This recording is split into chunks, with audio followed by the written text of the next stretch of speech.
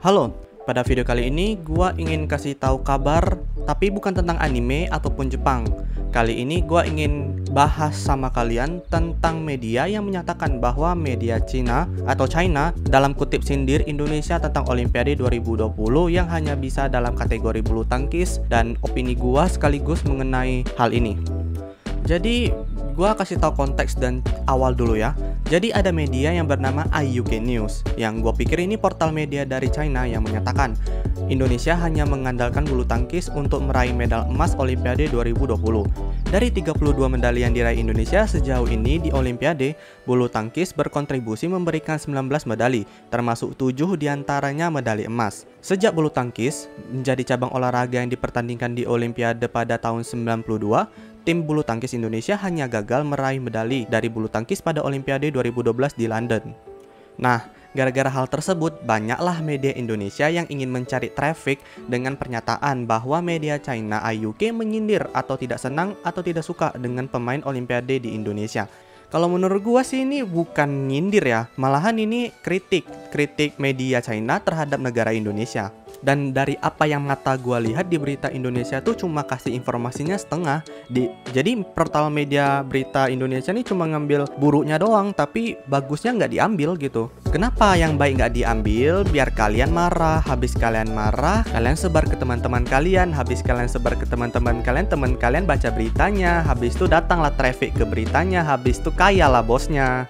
Yang menurut gua nggak mau kasih nama beritanya, nama mereknya maksudnya, tapi menurut gua ini beritanya yang dikasih ini setengah-setengah. Pertama terus mengandung provokatif. Nah, menurut gua pihak media China IUK ini sebenarnya bukan sindiran, melainkan kritikan. Seperti yang gua bilang tadi. Kita bedah aja dulu arti kata sindir itu apa. Gua ambil dari KBBI, Kamus Besar Bahasa Indonesia, yang mengatakan bahwa mencela, mengejek, dan sebagainya seseorang secara tidak langsung atau tidak berterus terang. Sedangkan kalau gua cari arti kata kritik di KBBI menunjukkan bahwa kecaman atau tanggapan, kadang-kadang disertai uraian dan pertimbangan baik buruk terhadap suatu hasil karya, pendapat, dan sebagainya.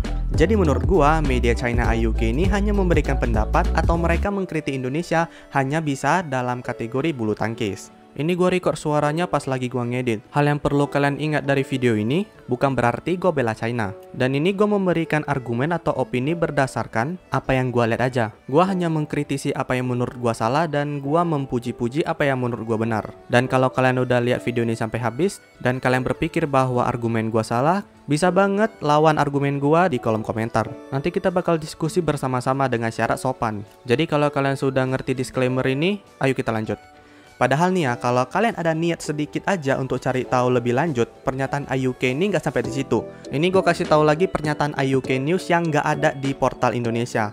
IUK News berkata bahwa masa depan cerah bagi Indonesia bisa datang ke cabur atau cabang olahraga atletik oleh Lalu Muhammad Zohri.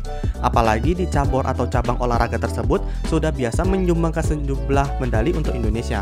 Jadi ya seperti biasa, yang baik dari media China nggak dibilang, justru hanya jeleknya aja, serta memakai judul yang sangat provokatif. Bahkan ya link sumbernya aja nggak dikasih tahu sama portal berita Indonesianya, yang sampai gua harus cari sendiri berjam-jam gitu.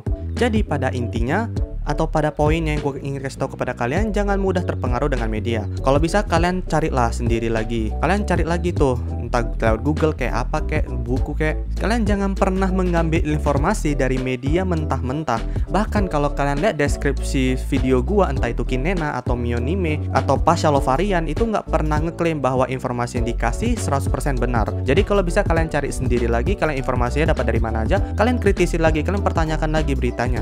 Jangan kalian asal ambil mentah informasi yang terus kalian bagikan, ya berarti sama aja kayak kalian menyebar hoax. Jadi sampai sini aja berita dan opini gue mengenai masalah ini. Semoga yang nggak tahu jadi tahu, yang tahu jadi makin tahu. Kalau sudah nonton masih belum tahu, diulang terus sampai tahu. Jangan lupa subscribe channel Mionime dan channel pribadi gue Kin. Gue pamit undur diri dulu dan ingin mencari konten anime untuk kalian, dan bye-bye.